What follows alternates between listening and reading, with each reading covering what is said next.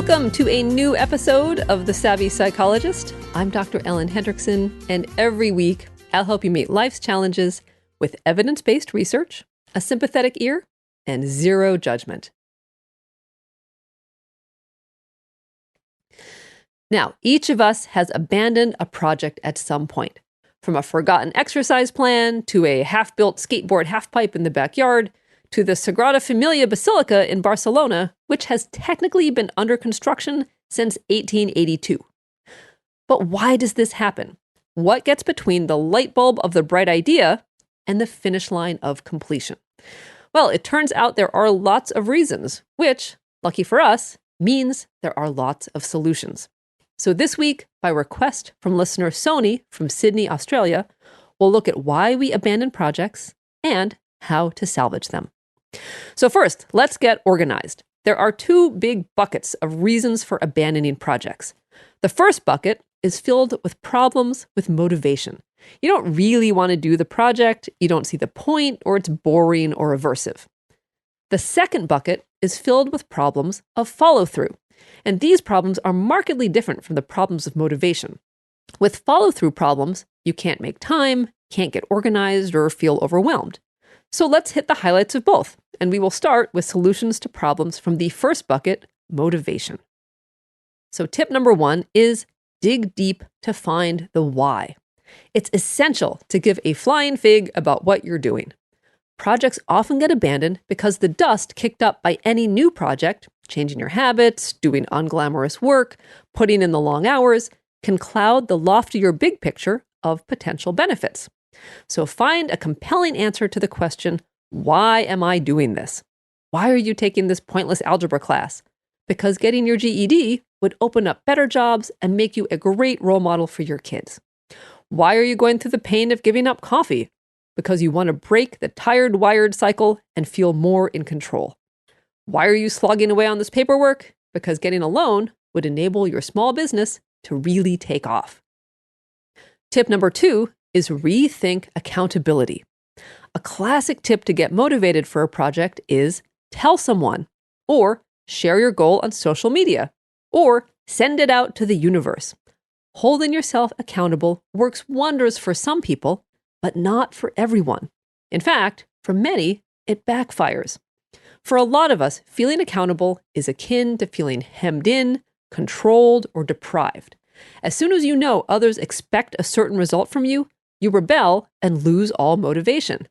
Counterintuitively, the appeal of not doing your project grows exponentially as soon as you make things public. Now, the perfectionists among us also get hamstrung by telling others, because you might get caught floundering, messing up, or doing a less than stellar job. You'd much rather work on something in private until it meets your standards, and then reveal it to the world.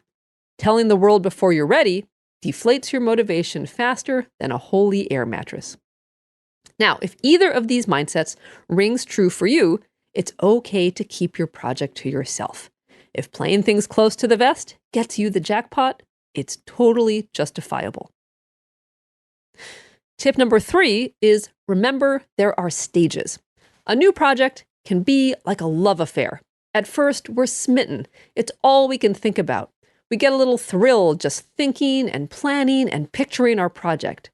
But then, something shifts. Just like every relationship has a first fight, every project has that first onerous task. And while it might be fun to picture yourself looking cute in your new workout clothes, the moment will come when it's 20 degrees and dark outside and it's time to go to the gym.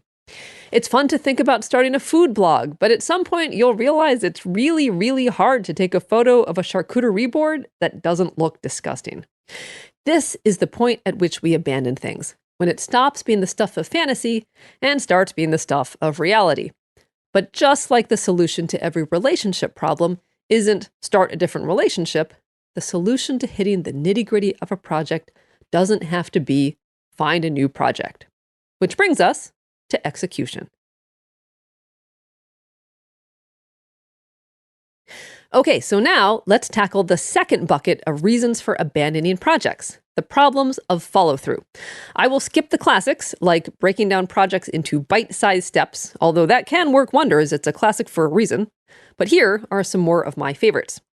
Tip number 4 is pare it down to the specifics.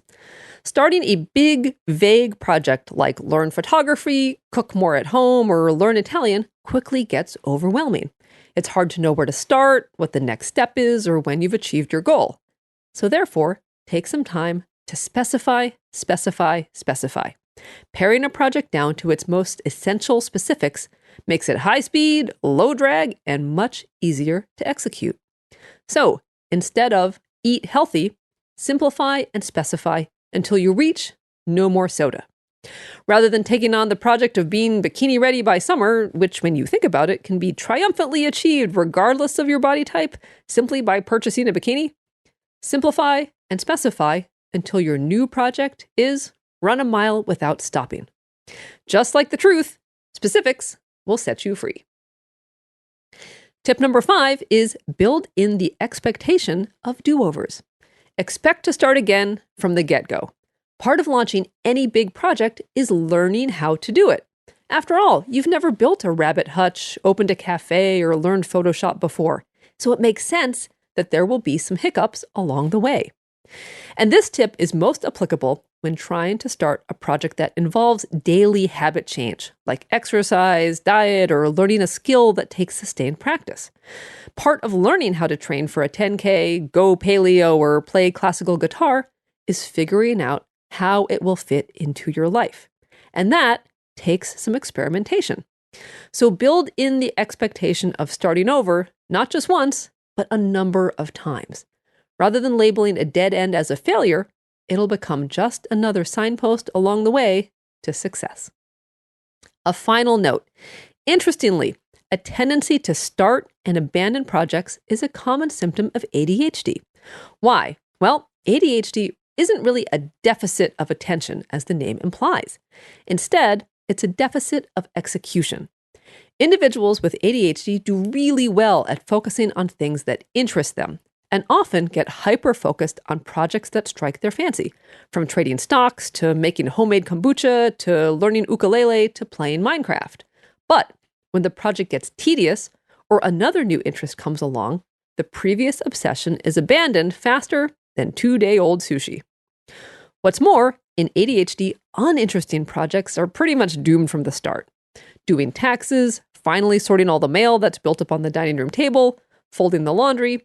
Unfortunately, the mundane, everyday stuff is both toxic to the ADHD brain and essential to making life run smoothly. So raise your hand if you've ever had to rewash the laundry because you forgot it was in the machine for a few days, or have ever found your phone in the freezer. A great solution is to do your best to make tasks interesting and immediately rewarding by gamifying them. This way, you harness the strengths of the tendency to hyperfocus in ADHD to balance out the challenges. For instance, eat an M&M for every 5 papers you file. See if you can fold your half of the laundry faster than your partner. Play Ohio, only handle it once with your mail. The first time you touch it should be the only time. Immediately toss it, pay it, read it, or file it. Luckily, ADHD or not, if your projects often linger longer than a Christmas fruitcake, give the 5 tips a shot, plus use the classics of breaking down big tasks into small steps, or try gamifying your project, and your projects will go so fast, they might get a speeding ticket. Thank you so much for making The Savvy Psychologist a part of your life. Get every episode delivered straight to your inbox when you sign up for the newsletter at quickanddirtytips.com/newsletters. You can subscribe on Apple Podcasts, Stitcher, or wherever you like to get your podcasts. And you can follow the show on Twitter at QDTSavvyPsych, or follow me at Ellen Hendrickson, or check out ellenhendrickson.com for free resources to beat social anxiety. And finally, check out Facebook, where you can find a link to an article I was proud to write for New York Magazine this week about learning to empathize without burning out. As always, The Savvy Psychologist is strictly for informational purposes and doesn't substitute for mental health care from a licensed professional. Have a wonderful week, and I will see you here next Friday for a happier, healthier mind.